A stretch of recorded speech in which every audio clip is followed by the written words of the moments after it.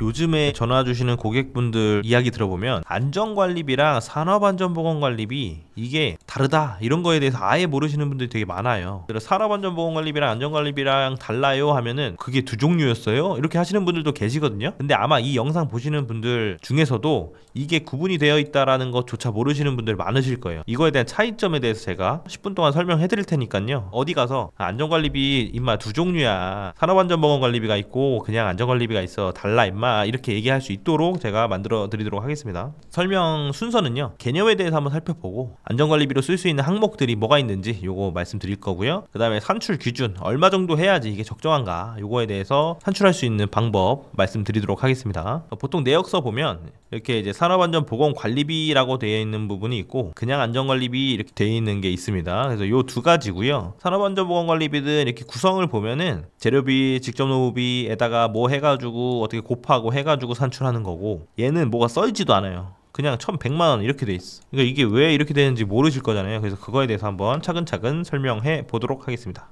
이제 시작 전에 제발 용어 헷갈리지 마세요. 왜 그러냐면 제가 이제 전화통화로 저희도 시공사분들 많이 응대를 해드리다 보니까 안전관리비를 말씀하시는 거예요, 산업안전보건관리비를 말씀하시는 거예요 이렇게 여쭤봐도 사실 구분을 못하니까 말이 정리가 안 돼요. 그래서 정확한 명칭을 제가 알려드리면 건설기술진흥법에 있는 거는 안전관리비입니다. 그리고 산업안전보건법에 있는 거는 산업안전보건관리비예요. 이 산업안전보건법은 보건이란 말도 들어가고 산업이라는 것도 들어가기 때문에 얘랑 다르잖아요. 비슷하긴 하지만. 그래서 용어가 이렇게 다르다라는 거 알고 계시면 되고요. 한번 비교를 해봅시다. 바로. 그럼 안전관리비, 이거는 이제 건설기술진흥법에 있는 안전관리비고, 얘는 대체 뭐냐? 건설공사의 안전관리에 필요한 비용. 이게 뭔 소리야? 이게 뭔 소리야, 그죠?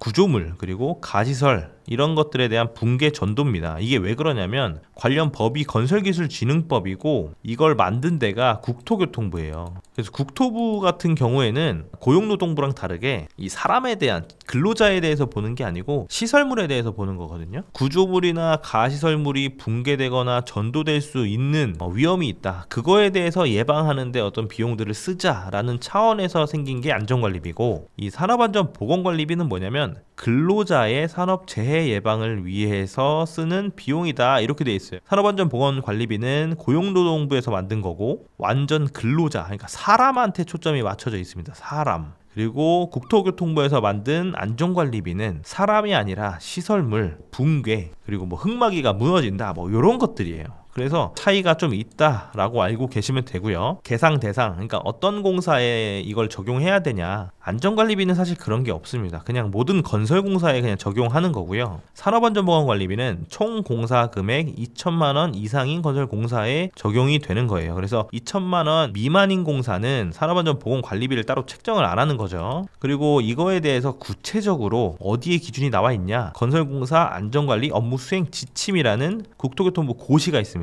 이거를 잘 읽어보셔야 되고요. 산업안전보건관리비는 건설업 산업안전보건관리비 계상 및 사용 기준이라는 고용노동부 고시가 또 있습니다. 이걸 보셔야 돼요. 그리고 산출 기준, 그러면은 얼마를 써야지 적정한지에 대한 기준 같은 거 있잖아요. 어떻게 얘네는 산정을 하냐. 안전관리비는 엔지니어링 사업 대가 기준이에요. 간단하게 설명드리면 인력이 몇 명 들어가냐, 구조물 안전을 지키기 위해서 뭐 가시설 구조 검토를 해야 된다라고 하면, 예를 들어 동바리에 대한 구조 검토를 하는데 어떤 인력이 얼마만큼 필요하냐에 따라서 그 대가가 계산이 됩니다. 근데 산업안전보건관리비는 그렇게 안 하고 공사비가 있다, 공사비에서 일정 %로 그냥 그걸 산업안전관리비로 보자라고 한 거예요. 그래서 여기는 공사비에 연동이 되어 있는 거고, 안전관리비는 그 용역이나 엔지니어링 업을 하는데 투입되는 근로자의 노무비로 계산을 한다라고 보시면 됩니다. 그리고 항목은 이제 너무 많아가지고 제가 뒤에서 따로 살펴볼 거고요. 차이점에 대해서 대략적으로 이제 느낌 아셨죠? 건설기술진흥법에 있는 안전관리비는 동바리, 비계, 흙막이, 이런 가시설, 그리고 구조물에 대한 붕괴, 전도, 이것 때문에 사고가 발생할 수 있지 않을까? 그러면 그걸 예방할 수 있는 어떤 대책들을 세우는데 돈을 쓰자라는 개념인 거고요. 산업안전보건관리비는 근로자, 사람을 안전하게 하기 위해서 돈을 쓰자라는 개념이라고 보시면 돼요. 산업안전보건관리비 개념에 대해서 한번 살펴볼게요. 요거는 제가 고용노동부에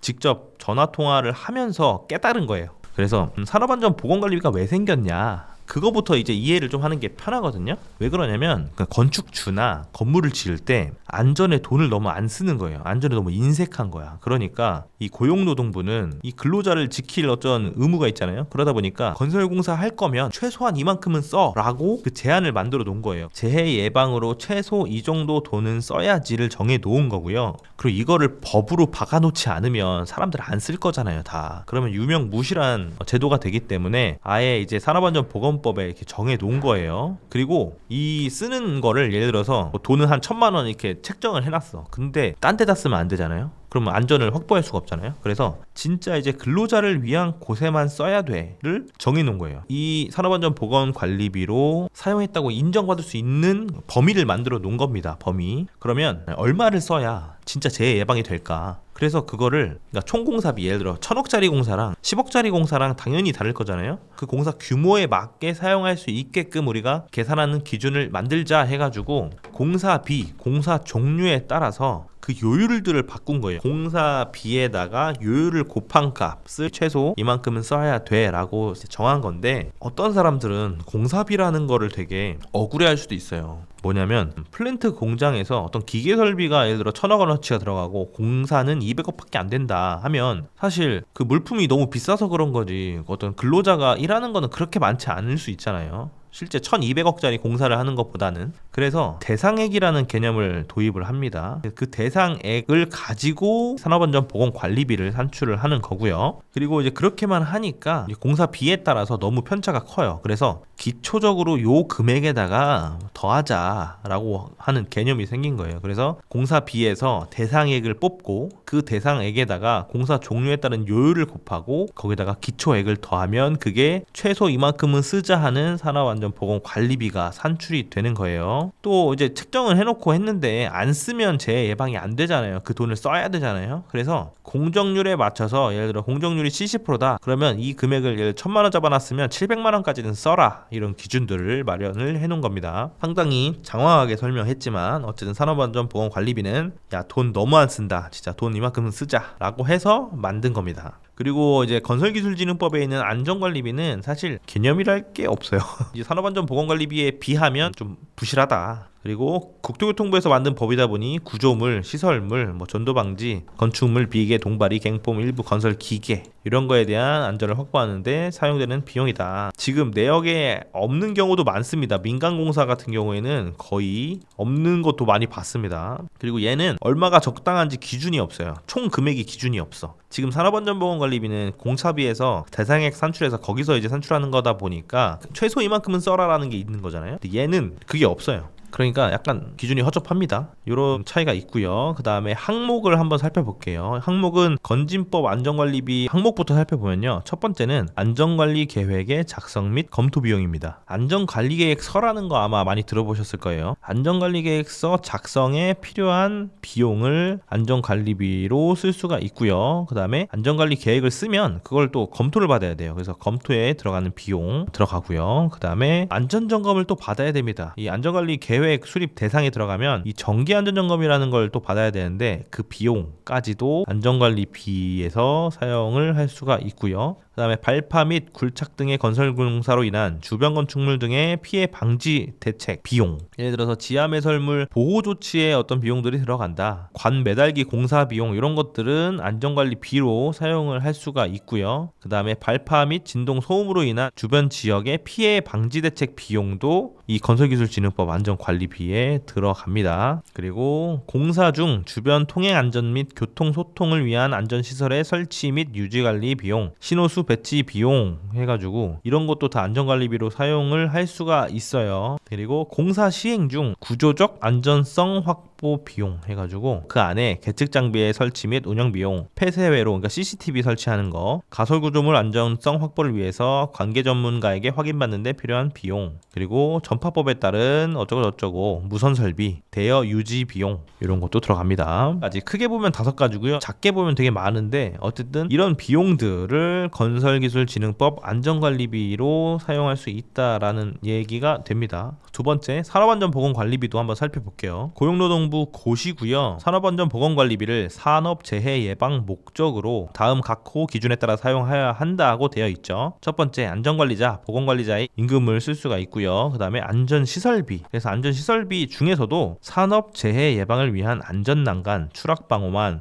이런 설치, 방호 장치 등 이런 것들, 스마트 안전장비 같은 것도 되고요. 용접 작업 등 화재 위험 작업 시 사용하는 소화기입니다. 소화기, 불티 방지망 이런 거는 될 때도 있고 안 될 때도 있고 합니다. 근데 어쨌든 소화기는 된다. 그리고 보호구입니다. 이게 어쨌든 사람을 보호하기 위한 거기 때문에 보호구 사용하고 하는 것들에 대한 비용 가능하다 이런 거고요. 안전보건진단비, 그래서 이 안에 보면 유해위험방지계획서라는 것도 산업안전보건관리비로 작성을 할 수가 있고요. 안전보건 진단에 소요되는 비용, 작업환경 측정에 소요되는 비용, 산업재해 예방을 위해서 법으로 정한 전문기관에서 실시하는 점검, 진단, 지도 등에 소요되는 비용, 그리고 안전보건 교육비가 있습니다. 교육을 위해서 현장에다가 뭐 교육 공간 같은 거 설치하시는데 그런 것도 이걸로 쓸 수 있고요. 응급처치에 관한 하여튼 교육은 다 되는 거예요. 이런 산업안전보건법에서 정하는 교육에 대한 것들은 다 된다고 보시면 되고요. 그리고 근로자 건강장애 예방비 이런 거, 뭐 소독제,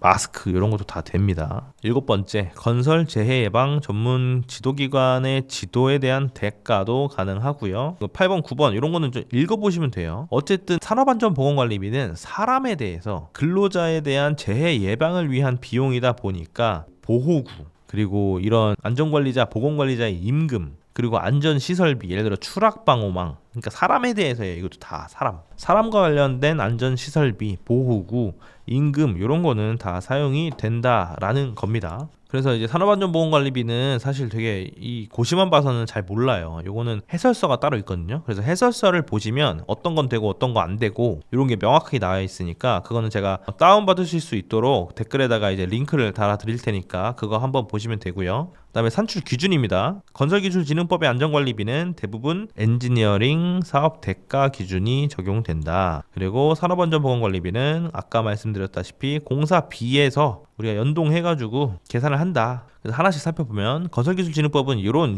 내역입니다. 예를 들어서 직접인건비, 특급기술자가 한 명이 0.5일을 일해야 된다. 그래서 재경비 타가지고 총 요만큼 비용이 필요합니다라고 이렇게 산출하는 거예요. 그래서 요런 이제 견적서를 모아가지고 최종 안전관리비가 얼마 든다를 파악을 하시면 되겠죠. 그리고 산업안전보건관리비는 재료비, 그리고 직접노무비, 건설공사 발주자가 제공하는 재료 물품 가액을 포함한 요 대상액에다가 비율을 곱해서 그 중에서 작은 금액을 산출을 하는 거예요. 근데 요거는 어쨌든 개념은 뭐냐면 너무 과다 책정되면 안 되니까 적은 금액으로 하는 거예요. 너무 많게 책정되면 또 안 되잖아요. 이렇게 계산을 하는 방법이 있고, 이거는 이제 구체적으로 산출을 하는 방법은 조금 다르긴 한데 어쨌든 개념은 대상액이라는 것을 정하고 거기에 공사에 따른 비율을 정한다. 그리고 기초금액까지 더해준다라고 알고 계시면 됩니다. 그리고 많이 또 여쭤보는 예시가 있는데요. 만약에 신호수 인건비인데 현장 내에서 굴삭기와 근로자의 뭐 부딪힘이나 끼임을 예방하기 위해서 이제 신호수를 쓴다라고 하면 이거는 근로자의 재해 예방을 위한 거니까 산업안전보건관리비로 가능합니다. 근데 현장 출입구에서 교통 통제 목적이나 차량 통제를 목적으로 하는 신호수는 사실 근로자를 위한 건 아니에요. 그래가지고 이거는 산업안전보건관리비로 안 된다. 이거는 건설기술진흥법 안전관리비에서 할 수 있는데 건설기술진흥법 안전관리비는 사실 여유가 많이 없거든요. 그래서 사실 좀 어렵다. 그리고 안전통로 설치비도 이런 게 있습니다. 근로자의 안전 이동을 위한 안전통로가 있고 현장 밖에 보행자 안전을 위한 통로들이 있어요. 근로자 안전이라고 하면 산업안전보건관리비로 되지만 그 밖에는 안 된다. 그리고 안전관리계획서 작성 검토비는 아까 설명드렸듯이 건설기술진흥법에 있는 안전관리비고, 유해위험방지계획서 작성비는 산업안전보건관리비고, 또 이런 질문 하시는 분들 계세요. 공사안전보건대장 이런 것도 산업안전보건관리비로 털 수 있나요? 안 됩니다. 이거는. 그리고 가설구조물의 구조검토 비용은 건설기술진흥법에 있는 안전관리비, 너무 명확하죠? 그리고 안전모 안전화, 보호구 이런 것은 산업안전보건관리비 이렇게 된다는 거 알고 계시면 됩니다. 그리고 오늘 제가 이제 설명드리는 것들은 겉핥기식으로 이해하시라고 설명을 드리는 거니까요. 이 제가 아까 보여드렸던 건설공사 안전관리 업무수행 지침이랑 산업안전보건관리비 계상 및 사용 기준 요거를 읽어보시면 아마